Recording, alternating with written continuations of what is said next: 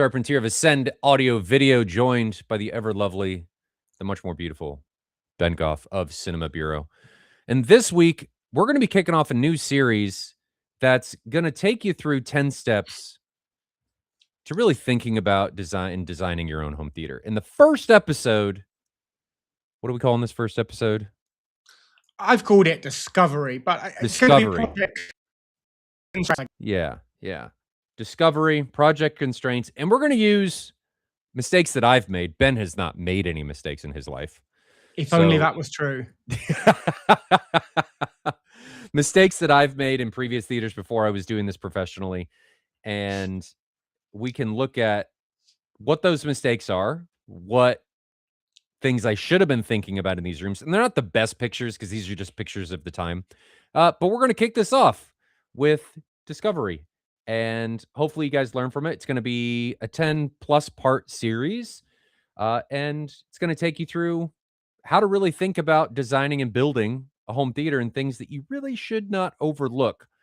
But let's get into this. And let's start with not iteration 1, but this theater's from about 10 years ago. It's not even really a theater. It's a media space. And it was in a living room. And there are a lot of things wrong with this picture. It's ridiculous that my wife let me get away with this, but there's a lot of things wrong with this in general. So let's get into this. Here we go. Some of you may have seen this picture, but this is not a great use case for those speakers. And there's a lot of things that I should have thought about, a lot of limitations that I should have thought about when doing this space. And we're going to talk about this space. We're going to talk about the next space that was after this, my full Martin Logan theater, and then the current spaces, Foundry and the Mad VR Experience Center that Ben and I both have. So this is just the furthest back one that I can go that we have photo evidence of. And we're really going to talk about things that you need to think about to work around, limitations in a space that you should then use equipment as tools to mitigate. Do you agree with that, Ben? Yeah, I'm just trying to find some photos of my first ever demo room to show you I do make mistakes, but it's not a great photo. But I can show some evidence of this. Yeah. So first thing in this space, these are Martin Logan electrostatics. And I chose to put them right in front of windows. There are curtains there. That's still not ideal to have them in front of a reflective surface like a window. And they are pretty close to the wall. They really need to be further out. But I didn't think about how much space I had and the proximity to windows that those speakers would be. Couple that with this is an asymmetrical room. You've got a cutout on the left side for the entry door, and then you have none of that on the right side. So and I've never owned any of these Martin Logans. How do they behave as you get them close to the wall? They're putting energy out backwards as well, right? Exactly the same as they do forward. Okay. So that distance from the wall is really critical. That's going to change everything, right? Yes, it does. Right. It does. So in 10-year-old me, thought these sounded great. If I went in there now, I don't think I'd think they sounded great. And it all comes with knowledge and making these mistakes and realizing, oh boy, I probably shouldn't have done that. So the things that I should have thought about, take the equipment out of the room in this space is I got 2 windows right around my front sound stage, right around my front main stage. I got an asymmetrical layout. I got a cutout on the left. This room opens. You can't see the back, but it opens into a kitchen. So I should have thought about that. And then the wall, the ceiling is slanted. So it's lowest at the front and then goes up at the rear. Okay. And I was doing Atmos. I was a 5-2-2 in this space with mismatching subs. And then my surround speakers were these guys. Where are they? I know I had them. These guys.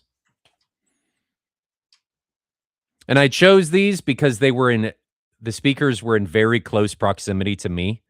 So I chose dipoles in order to hopefully eliminate some of that hot spotting, but those are the speakers that were in the back. So the main things that I should have thought about when doing this space were, again, asymmetrical, slanted ceiling, windows, opens to the kitchen, and then there was a wall that sat directly behind the seating position that was kind of like a bar top, but it was taller than a bar top that separated the kitchen from this space. Yeah, so a challenging space to start with. Challenging space, but I didn't look at it that way. I just went ham and was like, "Oh, I want these speakers, and I'm gonna throw them into that space." And looking back, not the way to start. How should you start? I would have looked now, hey, we all have made mistakes in the past, right? I'm not going to claim to be any different. Now I would want to document and detail all of the things I know are constraints or limitations. Where are all the red lines? Things I cannot fix, I cannot change. So, like in your room, can't change those windows, right? No. Realistically, you're not going to get rid of them. You're not going to brick them up. It's not going to happen. Door locations, all of these things that your slope ceiling, all these things that cannot change. Let's get them documented because we're going to want to maximize our performance around those things we can't change. So it may be, I'm not looking at the rest of the room, but it may be that actually this room might have behaved better, slope turned, 90 degrees or something, and not using the windows behind. Yeah. Until you stop and think about what problems can't I change, you're not setting yourself up in the best way. Right. So moving on from this space, this is where I went in the next one. So we moved, and I had this dedicated space that I was going to do in the next house. So much better space, still not ideal, but it is better. The room is roughly 29, almost 30 feet long, and it is 16 foot 2 inches wide. Front sound stage was down here. Front stage was down here. There is a beam that runs here and here. So you have a box vault in the center that brings the ceiling up. And my initial thought in this space, again, this is, when did we build this house? This was started plans 7 years ago. I've learned a lot in 7 years. I wasn't doing it professionally 7 years ago. My initial thought was Martin Logan, same speakers down here. We would put EFX or on-wall electrostatics around the sides and the tops or in the back, and then have some sort of top speakers. The first gotcha that I got myself into trouble with was JTR 4000 ULFs, and I was going to put them in the room. Probably not the best idea because that sub is 4 feet long. But things, regardless of that, things that I should have thought about when I was looking at this space, you need to look at them as a blank canvas. Like, take all the equipment away, and my encouragement for people is go sit in that room. Like, just pull a chair, sit in it, and start documenting what are the things that are going to get in the way. What are the things that I'm going to have to work around? What are the things that may cause me to augment what I'd like to do?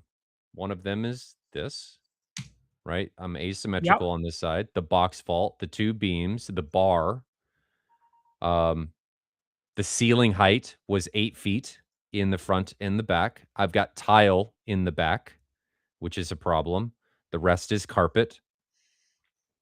There's no noise insulation for this space. And then I have a room here, like an electrical room. Okay. This is under the stairs. This is another room. And these are barn doors. So they're not going to seal very well. No. I mean, so these are... Sorry? Go ahead. I was going to say, you're locked into a load of constraints right up. This is shown on the plans as a media room. So the architect or whoever, at the point this was drawn, it was already decided that, it's going to be the media room. No, this is me. Sure. Okay. So you're still limited. You can't. I've limited myself. I had a blank canvas, but I limited myself. You can't at this point realistically to be like, oh, let's put the screen on that wall or that wall. These decisions are locked in by this point. Yes. Like where the screen's going, how this is going to work and feel and operate as a room. Mm-hmm. You've locked that in now. Like, and that's fine. It's just understanding what the physical structure locks in. Mm-hmm. So yeah, that's still a cool space. That's a decent sized room. That's a cool space to play with. It is, but I constrained myself, which is unfortunate. I didn't think about any of these constraints, right? It wasn't something that was going through my mind. What I ended up doing is I had an electrostatic that I jammed into this corner. Not a great situation, right? I did things that created my own problems. This became a bass reverberation chamber back here. Just because of room modes, the material selections that were made, and it was really, really bad. So the theater was fine, but if I had thought about and if I had taken the time to sit in the space and document, what do I want? What am I chasing? And what are my constraints? And if we do that now, right, you're not going to be able to see this on screen, but, well, can I edit this? Edit. Can I put text on the screen? Does Apple let me do that, or can I only edit the photo? Maybe they don't. Definition, selective color. No, they don't let me do that. Oh, well. But you guys get the idea of what I'm talking about. And this is what that room turned into. Do I have? I thought I posted a picture of this in here. Yeah, I did. So this is what that room turned into. Cool. That's so kind of not what I was imagining from the plan. No? What were you imagining? I don't know. I just not that. And I guess I'm still not hugely used to seeing full-size speakers hanging from the ceiling. Like when we do that, we try and conceal them in some ways. Or in those days, historically, I was using a lot more in-ceiling speakers and just accepting that performance. So, like, you can tell right off the bat how dedicated this space is. You know, this isn't a shared living room, because this room that's 100% dedicated to the audio. So just run past me. This is I'm looking at the electrostatics. So we've got front wides and then a front surround there. Did you say? And then, so the surrounds by the door, that is effectively the regular surround. That will be left and right surround. And that was a limitation because of the door position. Yeah. And that's a real limitation. So I love that you use front wides. I big fan of front wides, but actually that front stage, you didn't have a huge angular gap to fill. No. Because you're limited to where you can put your surrounds. Now, what I am pleased to see is you did at least keep them symmetrical. Yes. It would have been horrific for you to put one benefit that I had with this narrower placement was these speakers are very, very narrow. I mean, electrostatics, they are pinpoint. So there was actually a transition out to the wides. You could tell that it moved out to the wides. It wasn't like that speaker was going away. And there was you had rear surrounds out here, and then you had rear wides here, and then you had rears back here. So there were 11 base layer speakers. And then you had 6 on the top in this iteration. I don't have any pictures, I don't think, of the next iteration where I got kind of dumb. Do I? You can see him here. So this is where we were starting to tear the room apart for the next iteration, but I actually ended up having front heights, front for left and right and center. Then I had a voice of God, and then I had rear heights. There were 28 speakers in this room. 28 speakers. My phone was ringing. I gave it to Christian to answer. Right, is this the same room? I had more speakers on my ceiling than I did on the floor. Nice. Now, is this the same space that's become the Mad VR Experience Center? Yes. Yeah, it is the same space. Okay. So it's cool to see your evolution through the same space. Mm-hmm. You'll see I've just actually WhatsApped you 2 new photos of, if you start with the lounge one I sent you, I'm going to show you how constrained. This is my first ever demo room. How we had a constraint that you can't move. And we'll compare it to constraints that you created yourself against constraints that I could not have dodged. So have you got that one I've just sent through?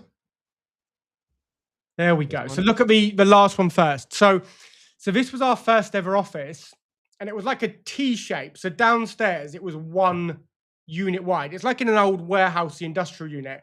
And it was 1 unit wide downstairs. And when you go upstairs, it became 3 times as wide. So the side this camera is taken from, like, was the right-hand side upstairs. There was a 24-hour-a-day taxi office, like their radio office downstairs. They were on the phones all day, every day. We couldn't make noise above that unit. So that side's gone.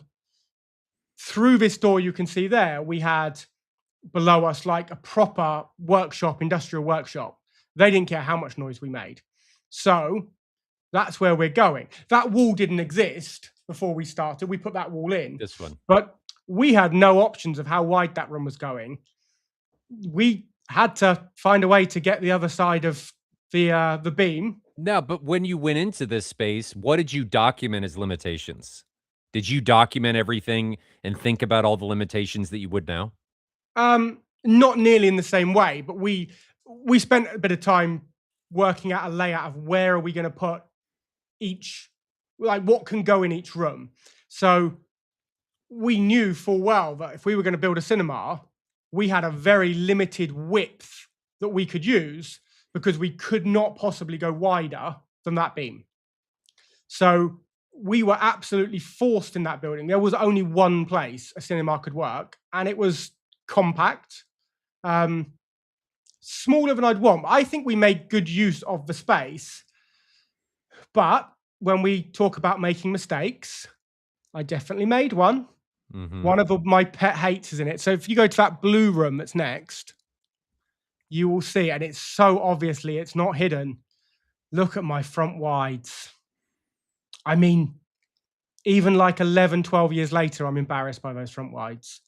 They are firing straight at each other, nowhere near any of it. You couldn't hear them. Like, they're like 40 or 50 degrees off axis. So when I moan at people for doing front wides like this, hey, like, we've walked the walk. You're right. We've made these mistakes. I'm not claiming that I never made these mistakes. This was the first time I'd ever done front wides in a project. Experiment in your showroom is the right place to do it. And this was when the first integrated processor came out that had 15 channels of amplification. No, we needed more than that, actually. But it was like an Onkyo 3310 or so. I'll have to look up what model it was. But it was the first time we had enough channels we could actually do 9.1.4. Like, I don't think I'd ever done any AV processor above 914 at that point. We later added a datasat to it, but like when we first built it on a budget, you know, it was an AV processor. And look at those front wides. There's no getting around them. So, you know, which row was your primary? Front, because the back sounded awful. The back was on a riser that you can see the coffered ceiling in that top left-hand corner up by where here, right? So that came across and the projector was cut into that coffer, but it still stepped down. Mm-hmm. You couldn't headbutt it, but you definitely thought you were going to. Like when you went into that middle back seat, you definitely thought you were going to hit your head on the projector as you sat down. It was that low in the back. And the amount of bass that built up. We only had subs at the front. There were 2 Procella P12s, I think they were. So a pair of 12 inches subs in the in behind that screen. But the bass in the back was unbearable. I mean, you could not it was terrible. Was there a beam or anything here that created this? So it was a sloped ceiling, and there was a Velux window, so a roof light window, and we spray painted black the window, so we covered it, and the projector used the space from the window reveal. So, I mean, everything fit with millimeters to spare. If that window reveal hadn't been there, we wouldn't have got the projector where we needed it. I would have liked a bigger screen, but with the projector we had available, that was the throw ratio. The projector couldn't go any further back. It couldn't move. It had millimeters to go. That was the biggest screen we could get to work from it. That's what it was. In hindsight, and we had to use an anamorphic lens to even do that. Because I would say now, we wasted a whole load of real estate on that front wall. We brought the front, because it was pitched both sides. So we brought the front wall forward to get enough of the pitch that we got head height for the screen. And you can kind of see it's not far below the lighting. There's a faint line in the wall where it's still pitched. So that front wall still has a pitch in it before it goes straight. It would have been better with a 16:9 screen in there if we could have done that, but it would have meant bringing the wall forward another foot. So the constraints we had, I still think we did a pretty good job of what we could achieve in that space. Well, let's talk about when you walked into this bare bones, your constraints were you had a window up here. Yeah, and the slope. So it was an angled slope ceiling. You had a cathedral ceiling here. Yep. Yep. You looks like you have limited depth, right? It's not a hugely deep room. No, I guess it was certainly under 20 feet. Maybe 17, 18 feet. Were these columns, is this a showroom or a client theater? This is my first showroom. So this is the other side of that wooden beam that you just looked at. So were you wanting to hide all of the speakers in this space? Yeah, it was kind of a decorative choice. Sure. Well, that in and of itself is they were Procella P5s. There was no depth to put them in the walls, so they had to be on wall. So we built the columns purely to make them look prettier. Yeah, see, that in and of itself is a compromise, right? When you're trying to hide speakers, you are constraining yourself. Like that is a constraint when you're hiding speakers because you lose flexibility whenever you do that. Yeah. And that is something that you have to work around, that you have to find a tool. Hey, what tool can I use to get around this constraint? So when you're sitting in this room, their constraint was, I want to hide the speakers in this, one of their constraints. I want to hide the speakers, but they're on-wall speakers. How can I get around this? But if you think about it now, your approach would have been, okay, your approach then was kind of backwards. You went equipment first. How can I make these work instead of, hey, I've got this constraint. What equipment can I use to get around this? Yeah. Yeah. I mean, this existed as a SketchUp model at the time, and the kit and the seats went into that model. And then the interior design, there is an interior design. I mean, it's a star ceiling and some dark blue walls. That blue was the most on-trend color in the UK at the time. It wasn't fabric wrapped. There was no, at this point, there was no acoustic treatment. A year later, this room became an Officina Acustica room. Maybe 2 or 3 years later. It did eventually become an Officina Acustica room, but strangely not paid for by me. So this demo room still actually exists in a very different way now. But as my lease was coming up to renew the lease on the building, a distributor had kind of started saying, look, we haven't got a showroom and you're really close. In fact, he lived close to it when I did. can we start putting kit in and you can like have it on loan, but we'll occasionally bring people here. And that distributor at the time was the Officina Acustica distributor. So my first ever OA room was this room being adapted to have OA put into it before I even knew Peter Maurizio. It was done by the distributor. It's been done. The distributor still owns it. He took the lease on. When the lease expired, we moved out. He took the lease over. So this demo room still exists in a totally different guise now. I don't even think it's these colors. It's got fully different acoustics, completely different speakers. But like nearly, I guess it's about 12 years later, there is still a cinema in that space. It's not, so, I mean, it's, from a business perspective, this little box we built on the side of an office, it's still functional. But it was, when we first built it, it was bad. It was really bad. Well, you went across the process backwards, where you're, like I said earlier, you're building a room around equipment instead of the other way around. And 100%. even though you built the room around the equipment, you still didn't put in the needed mitigations in order to make that equipment work, like with your front wides. Yeah. And like, let's be honest, the LCR and the two subs are behind the screen. That wasn't the best place for those subs to go.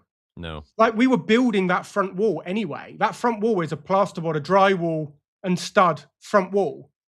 That I was, if I was building that wall, why on earth did I not put the subs in better positions? Because at the time, we didn't do fabric work in-house. We didn't have the budget for our own place to bring in a company to do fabric work.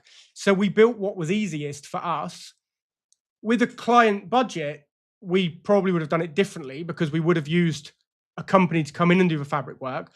Obviously, you know, not much longer after this, we started doing fabric work in-house. But at that point, but I still could have got subwoofers in better positions. They would have been better if they were on the floor. They're probably about the right width. They probably are kind of quarter points, but there were lots of limitations done to save money that were poor decisions. Yeah, but regardless of that, the discovery stage, you should have discovered what this room's limitations were, which we kind of went over earlier. Yeah. And then gone through the process that we're going to share in coming videos of being able to overcome those things, figuring out where do things need to go, and building what needs to happen. What do I need this room to do?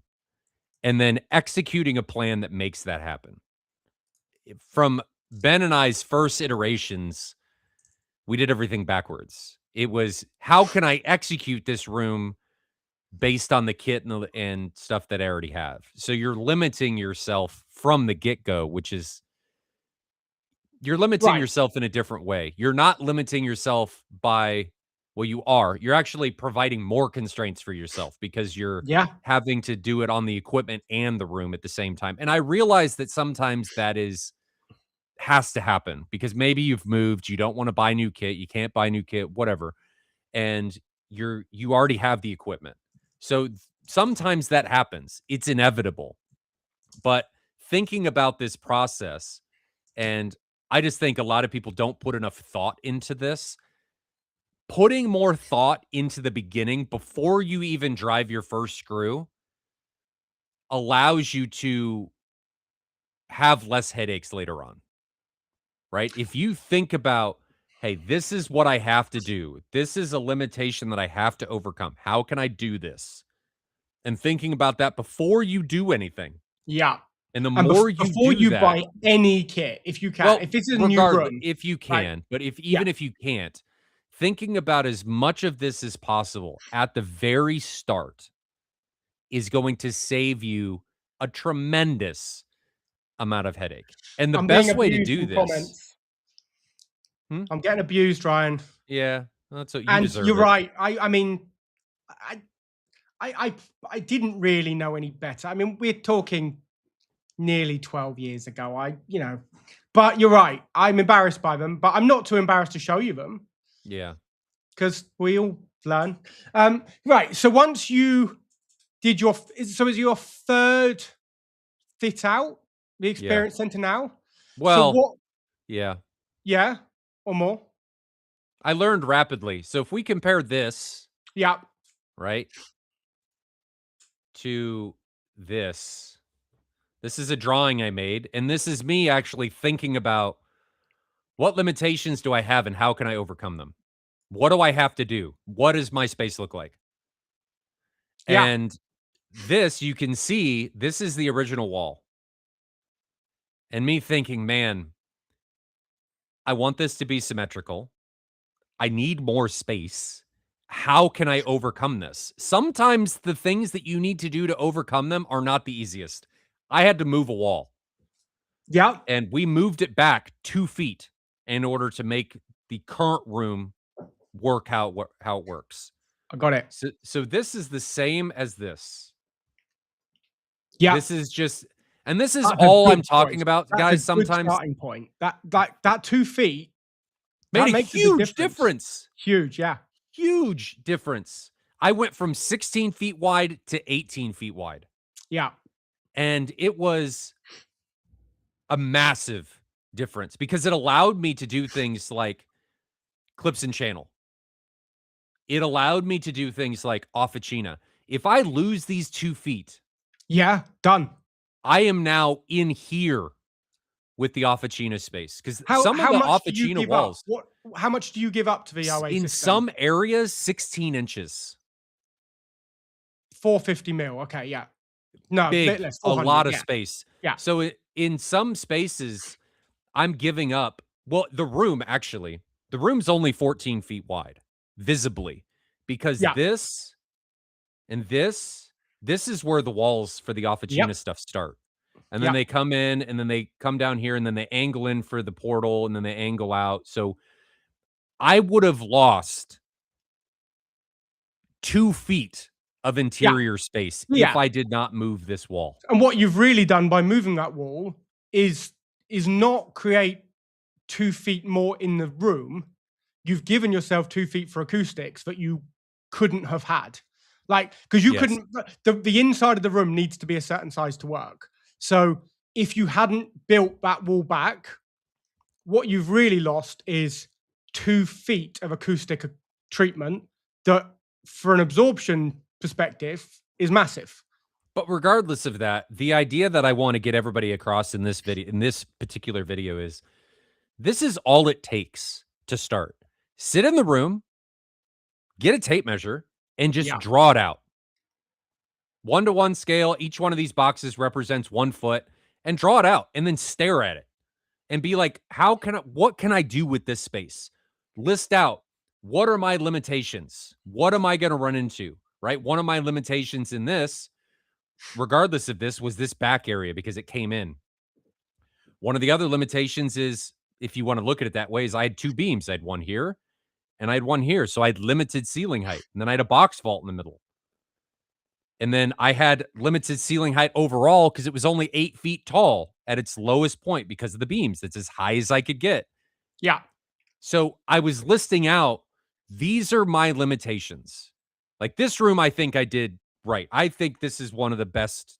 I'm not trying to float my own boat, but I think this is one of the best sounding rooms, Frank, I've ever been in. And in a lot of other people's opinions, it's one of the best rooms they've ever been in. So I feel like I did it right.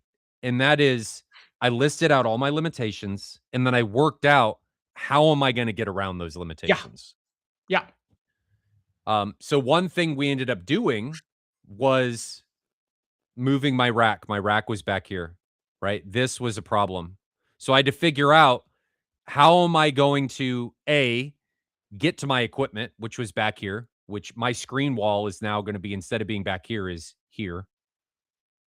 Actually, it's here. Sorry. My screen wall is here where this line is. So I'm not going to be able to get back there. How am I going to make this work? And in this particular instance, I had to build a walkway that got me under the stairs. And then I had to put in pullouts that are double stacked 3/4 inch plywood with green glue and all this other stuff. Yeah. So I could still get back behind the screen and then get back into the electrical panels and the electrical closet back here. So I wouldn't have done this had I not listed out, these are my limitations. Yeah. This is what I have to overcome. Guys, this is, if you take away nothing else from this video, this is it. List out, what do I have to overcome in this space? What I love about this, Ryan, is whenever we have a conversation with a client and the proposal goes somewhere that's not easy, the question that comes back more than anything is like, if this was your money, would you do that? Like, yeah, you know, when we're like, you know, you could do this, you could move that wall. And it's like, would you move that wall? Well, I did, right? We're now beyond the hypothetical. We are, we're so far beyond. You are not asking a client to do anything that you have not proven you would put your money where your mouth is and do it yourself. And that's, I think, more important than people think, is that Ben and I would ask, if you're working with a professional, another professional, what have you done? Right? What are you doing this? Because Ben and I, we're as much enthusiasts as we are professionals in the space. I mean, we've done it. Like, we have, and we're not afraid to share the mistakes that we've made, the egregious things that we've done, in order to allow ourselves and all of you to learn from those things. So walking the walk and doing this, I think, is really important personally from a learning perspective. Yeah. But also because if I tell you to do something, I'm not just saying, hey, you should do this, you should spend money on it, and me not having done it. I know the benefits that this can bring because we've done it. It's happened. And I would not do this another way. I don't know that I could have made this more optimal. You're now a 64, isn't it? Yes, previously 50. So what was your bar area? So you've basically turned that whole area that was a bar area into a subwoofer and low frequency absorption, right? Yes. That whole space back there is essentially what that is. Yeah, I lost 8 feet. I mean, all right. And these are the tough decisions now, because you've got to make that decision of it's a combined thing, because these are businesses, right? So there is a PR element of the attention your room gets because you made these decisions, right? It's not, the decisions we have to make as a business are sometimes a bit different than you would make if it was just a room for fun separately. But you've decided to give up space that potentially could have had another 2 or 3 seats in it to put a whopping great big infrasonic sub and control the low frequency. But that wasn't the reason I only did 1 row. The reason I did 1 row, because I recognized the compromise that my low ceiling height created. Yeah. If I didn't do that, if I put in multiple rows, I would have compromised everything else in the space. It wouldn't have worked. I didn't have the depth, and pushing everything back with these here would have created some acoustic anomalies, and I don't have the width to be able to do that. So Ryan built a dungeon behind his screen. Yeah, I've seen kind of. I've seen Dexter. I know what's back there. I mean, it looks like. Do I have a picture of? No, I can't go find it. So when I see what you've had to do to make that room work, I'm a little bit embarrassed by the constraints we had when we did Foundry. Yeah, but I mean, this is what it was kind of before. The tile floor, and the tile's actually still there. I just covered it in carpet. And then this is what we kind of made it after. And Officina sits in front of this here in the 64. I love seeing it like that, in that state, and realizing, because you can now see those steps, you can see where you've widened the room. And when we say that all of that space has been given up to the interior acoustic control, I don't think a lot of people understand the way that OA do their acoustics, which is the way that both of us have decided to go, because we both use the same system. I don't think people appreciate how much of the room we are using for acoustics. And it's easy to say, oh, it's wasted space, but it's not, because it is a proven, Yeah, here repeatable you go. way to get the acoustic result that we're after. So that's what was in there before. And this wall moved Cool. back to here. These cabinets all got ripped out. Here's the box vault. So the ceiling height is actually this. But the advantage that I gained from the box vault was it became more acoustic control, right? I Yeah. was able to put more absorption and things up there. So this room effectively is double stacked joists between it and the room above it. So it's multiple layers of R38 stacked on top of each other. So I turned a compromise into a benefit in a way. And In what room trying is to above this room? the kitchen. Kitchen. Okay.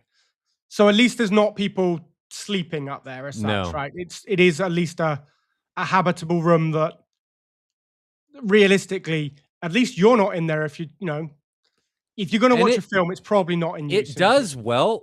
All the low frequency doesn't, or the low frequency I can't control, but the high frequency it's all contained. But again, just go back to that, Ryan. We need to go back. We need to go back. Right. Talk to me what I'm seeing out there and what looks like a bed frame with two great big subwoofers in it.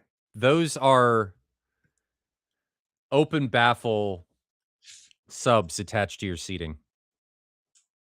They were turned down amazingly low.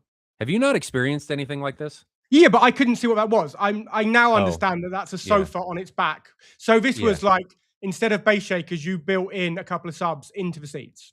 It's much more natural. Yeah. Feels much more natural when you do something like that. What I didn't know when I just caught it at my eye as you closed it is if this was part of an old car audio build or no. I just kind of got a glimpse of something. Yeah. So then this is, I went from that drawing, wherever it is, this, right? Recognizing what limitations were. And then we went here, right? This is trying to put it into, this is what I want it to look like. This is before we did anything. Nothing was ripped out. Nothing was changed. This is what I got. So on that far side, where you notched that section in. Here. Oh no, the other side. Here. Yeah. So is that just to replicate what's happening around the door, or what was the reason for that notch? It's just to replicate. To make them symmetrical. Yeah. As much as possible. So you got the door portal here, and then we replicated that over here. Cool. That's all that is. And it provides some dimension to the space. Yeah. And the other thing with this render is I told Officina when I was doing this that I am performance over aesthetic. And that's where we came to, right? There is very little visual distraction, but being able to see it and do things like this hugely helps where things need to go. How are we going to do this? What needs to go where? The other reason this exists is because my front wide is here. Right? So our front wides are on either side of here, and the surrounds are here. The rear surrounds, the rear wides are in this angle. The rear surrounds are here. They're all very close to you, so that's why the speakers aren't very separated. Yeah. But see, there's an important thing here that I guess I would say of that interior. So you kind of said it's performance over aesthetic a little bit, and it's quite plain, but it's not a black hole. And you can get away from being a black hole if you get the lighting right. You've got plenty of overhead lighting. You've got a floor which has some reflectivity around the back of the room. You've dulled that with the rug at the front. The sofa's not a jet black sofa. So actually, when you walk into that room, because it's well lit and it's grey, not black walls, you're not walking into something that feels like a cave. And I know that in many homes, when there is, I'll say, a hobbyist and their wife, because, it's unfair, but often, let's be fair, it's generally a male-dominated hobby, building cinemas. I know I've got plenty of people I know in the industry who have built caves and say, no one wants to come and watch a film with me because the room's like a cave. Even though this is a dark room, when you light it properly, it's not unwelcoming. Yeah. I mean, this is what it turned into, was this. It's a cool space. So the lighting makes it more dynamic. Party in the back, business in the front. It's all black in the front. But without this, or without this, starting from, so I scroll.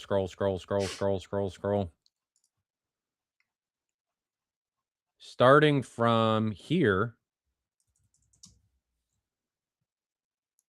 you don't make it to that end product. No. This, you do not. The render and this, guys, came before we did anything. This was me sitting in that room with all of its equipment, just sitting there on the couch, visualizing, drawing out. And this wasn't the first sketch that I did. What do I need to do? What are my limitations? How do I make this work? Hadn't even chosen equipment yet. I mean, I had a reason that I was tearing the room apart. I love the Black Swans and the 64. But that didn't mean that that was set in stone. I was contemplating other routes, and I had to get this down first before I chose what equipment, because I didn't know what limitations I was going to have. And I cannot reiterate this enough. Equipment should be used to overcome limitations. You do not create limitations based on the equipment you choose. Yeah. Though that can happen because every piece of equipment has its own pluses and minuses. You should try and use it as favorably as possible. And again, before we jump into Foundry, this is where it all started. This page of graph paper, before anything was torn out, before any hammer or, screw was driven, any equipment was purchased, this is where it started. And then we went from that to this. And then from that, we started tearing things apart into things like this. Because I had a direction. I had, this needs to happen to do this, to this, to this, to this, to this, in order to make this come together. I am just seeing if I can find the equivalent for Foundry, if I've got that still. So we changed drawing package a while back, and I don't know if I've converted these drawings to one I can still even open at the moment. I'm going to see if I've got an equivalent I can show you. Do I have it? I'm envious of your space, though. Good Lord. Yeah, right. So we have a different set of limitations. And I will find them and we'll show them next week how we got to where we got to. So we knew when we built this room that we were going a different route to things that, like, certainly that last showroom I showed you. And we started this having pretty much finished RP22 and knowing we wanted to build a room that achieved level 4, the highest level that RP22 documents. So we've got a big space and, it's got to function as an office, as a demo room. There is a kitchen here, a dining room, there's a living room area, there's another media room. So we had to get a lot in, but the whole building is based around what do we have to do to create a level 4 room. And RP22 was still really being finalized, so we hadn't built a room at that point intentionally trying to hit that level 4 guideline.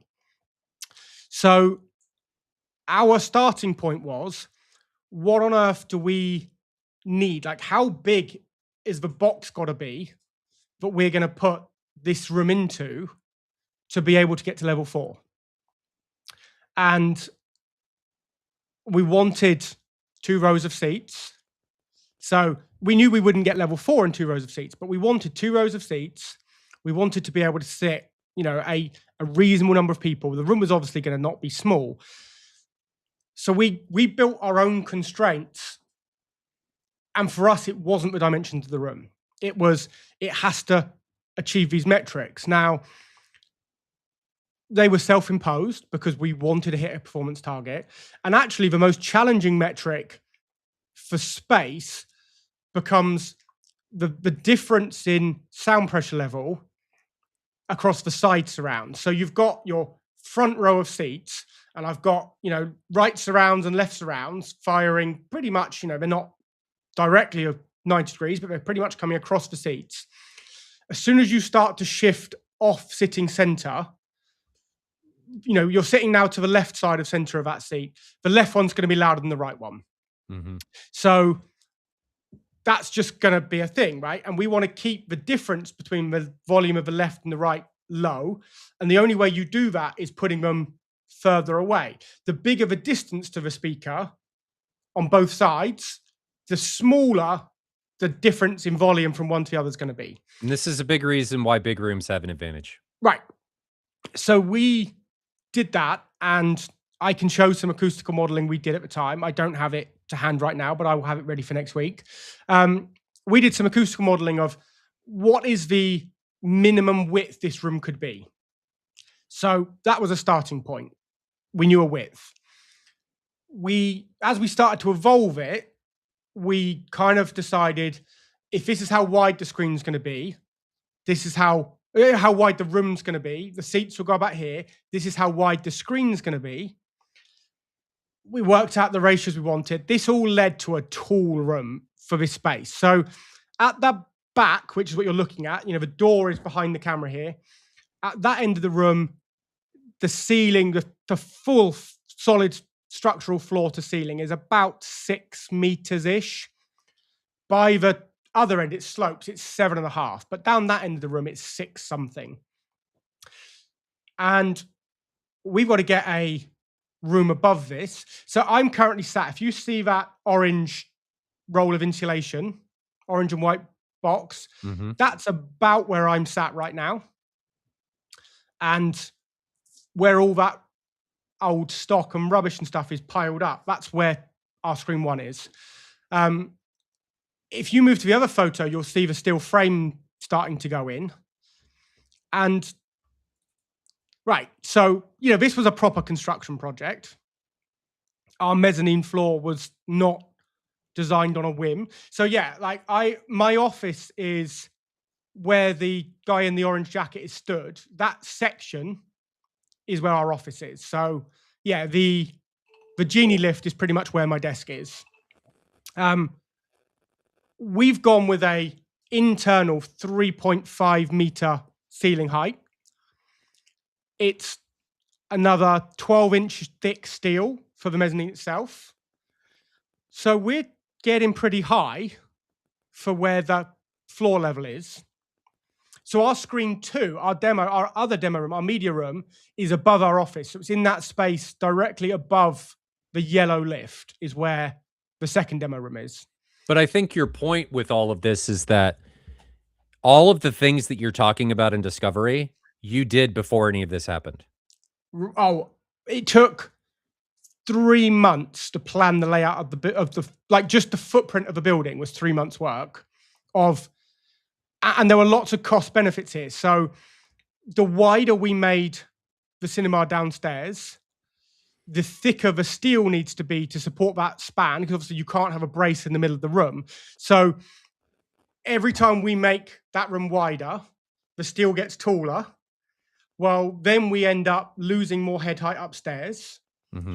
So this was 3 months of going round how do we make this room as big as we can, but still being able to get upstairs. The commercial building regs for a staircase here, let's be honest, were challenging. We hired 2 different architects to help us once we decided, right, screen 1 is going to go here, it's going to be this big. We hired 2 separate architects to help us plan how to get a staircase up to the mezzanine inside the building regs. And neither came up with an option that was suitable. So that was a 3 a.m. been on down a rabbit hole, not giving up till I find a solution. I found what I will describe as a loophole in the building regs. It is an appendix buried deep in the back of one of the regs, that defines the minimum dimensions for a spiral staircase, and do some drawings, do some calculations, plan this, redraw it, move it, shift it. Can I make a spiral staircase work? Eventually found one, got the regs to approve that my loophole was actually within the law. $30,000 custom cast iron spiral staircase later, we have a staircase. So yeah, there was no accidents in that room. Like, every constraint was effectively self-imposed, because it was some of it is structural, but like, we decided on the size of that room, and we could have made it any size we wanted. But once we decided on that, like, if we'd made it taller, well, there wouldn't have been room to put the other demo room above it, which would have meant the other demo room had to come down the other end of a building, which is taller. Well, then that would have put the kitchen down the low end. The building regs for fire of having the kitchen, that end of the room, would have been problematic. So it was like massive amounts of planning for self-imposed problems, but all of them came down to, we want, when you have two people sat there, we want to keep the difference from the left-hand speaker to the right-hand speaker under 2 decibels. And we made ourselves probably, if I say it was $200,000 of additional challenges in that space to ensure that the left and right speaker are within 2 decibels in the main seats, that's probably not an exaggeration. Now, remember, guys, that when I know Ben's throwing around some big numbers, it's Ben and I are doing this professionally. Like, these spaces that we're building are representations of the end. Like, we're trying to, if we can spend more in order to get more performance to showcase this is what is possible, that is what is happening in these spaces. Right. Do not think that that is what has to happen or what we are encouraging everybody to do. This is just the pathways that we've taken, because both of us have the idea that we want to show what is possible. We want to show what the bottom of the rabbit hole, what the end looks like, as much as we can, given the constraints of our room. And there were things we couldn't do in that space. We have a train line that way that's under 100 meters, like under 300 feet. There is a train line that way. There is a train line that way under 350 feet. I have got HGVs 50 feet this way, 25 feet behind me. We're in the flight path of 2 airports, right? So we've got a load of noise. I would have liked to do more to isolate the sound inside that room, but could I do a fully sprung, I couldn't raise the floor level because we're already tight on the ceiling height. So that room is built straight on the concrete floor.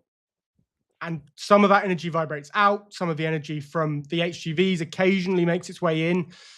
It's a very quiet room, unless you've got a 40-ton truck coming by, and you can just sense it's there because it's vibrating through the concrete slab, right? And we could not, in a rented building, lose another 12 inches to isolating the floor, go up, and it wouldn't have happened. So we've still compromises, but we wanted to build the very, very, very best thing we could, so that when just about anybody comes to visit it, it's the best room I've ever heard, right? Same as what you've done in your space. Almost everybody who visits it is going to say, this is the best thing I've ever heard, right? And we had those same goals.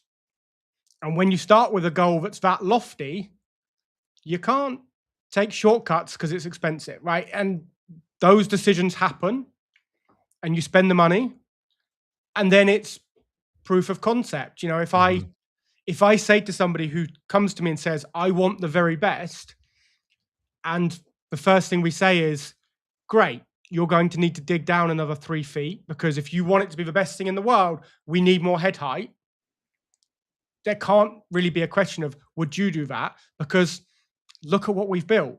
We put ourselves in a position to need a $30,000 bespoke staircase to make this work, right? We've put our money where our mouth is to prove that we will follow the engineering if it's going to be, if it will improve the experience, then we're going to do it. Yep.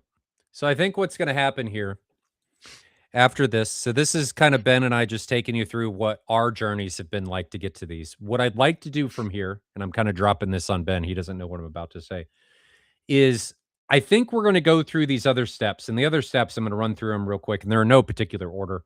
And there's going to be more steps than this. But you got defining the available space. You got performance objectives, seating layout, speaker layout and calculation, sub layout and calculation, screen size, projector geometry, isolation, interior, and so on. What I think I'd like to do, and we may do this at a couple different levels. This first one I think we'll do as a kind of moderate space. I want to do this imaginarily where we start with a space and we go through the whole thing. Where these are our limitations, these are the materials that particular box is made of. Let's build a space within that, and here's the pathways we're going to go, and we're going to explain why those decisions are being made at each step of the way. And I think you're going to find a lot of this. We're not even going to talk about equipment. A lot of it's going to be about the room, and then finding equipment that that works into that space. Do I have pictures behind the screen? I'm going to quickly send you a PDF, Ryan, of some of our concepts as we were looking at this space. Have a look at some of the things we considered and rejected. None of these are what we built, but all of the things in this PDF were ideas that we considered for the space. It's yeah, you can see we went through it a lot. I don't think I have a picture of the space behind there that I can find quickly. Superfly. I'm kind of stuck with what I got. Let's see. What did you just send me? Oh, this. All right. And we'll wrap up after this. Not that. Why does it not have... It doesn't see this. Hang on, I can probably share it from here. Let me just open that PDF. There we go. Because it's one thing for all of us to talk about it, but I think it's going to be much more beneficial for everybody to go through it together. So I'm going to quickly shift this to another screen. Let's zoom in a bit. Okay. So. And let's try and go through this rapidly because we're already at an hour. So we had options like, this is kind of the raw space.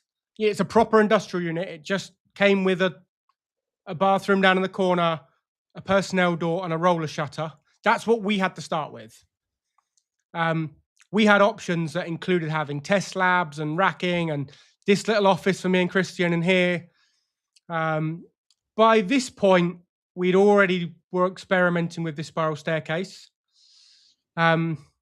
You can see where the Barker Nerthus actually ended up. That's pretty much actually where it ended up. Another option, this is one of the ones Christian really wanted, was to put that screen on an angle because it did some funky things to the space. That through our office, pretty much where it's ended now. This just did not work. From a cost perspective, doing that steel on that angle absolutely didn't work. There was one option. Oh, maybe I don't have it in this document. There was one option at the start that had the staircase right in the back corner. And there was just no way of us getting it past the regs. I maybe don't have... where did that drawing go? Maybe I don't have that one. But you can see we went through some thought process. And it took some time to make this work. And these thought processes are their own level of discovery. Figuring out, oh, that doesn't work. And it's its own level of learning. Oh, this is why that won't work, because I thought it would work, but I figured out that when I'm trying to implement it, that it actually doesn't work. And it going through these iterations, in my eyes, just makes the space better versions of itself. And by the time you reach, hopefully, that final version, it's as best, at least at that point, as it possibly can be. Yeah, I'm going to show you the early one that was terrible. If I open that up, and then we'll wrap it up. Okay, so this was some of the early ones, and you can see our planning of this mezzanine, but where that staircase was, just zero chance. Like, we had options for staircases. These would have theoretically met approval with these bends, but not this far away from a fire door. Fire door's right down here. There was no way we could have a staircase in the back corner. So, like, these things all have to get considered and planned, and how we suspended the ceiling designs, right? We'll go through that next week, some of the build up of these rooms, but yeah, we planned a lot of things to make this work. Very cool. Well, again, guys, this is going to be a series. It's going to be multiple videos of us going through a theoretical room and taking you through what that process looks like.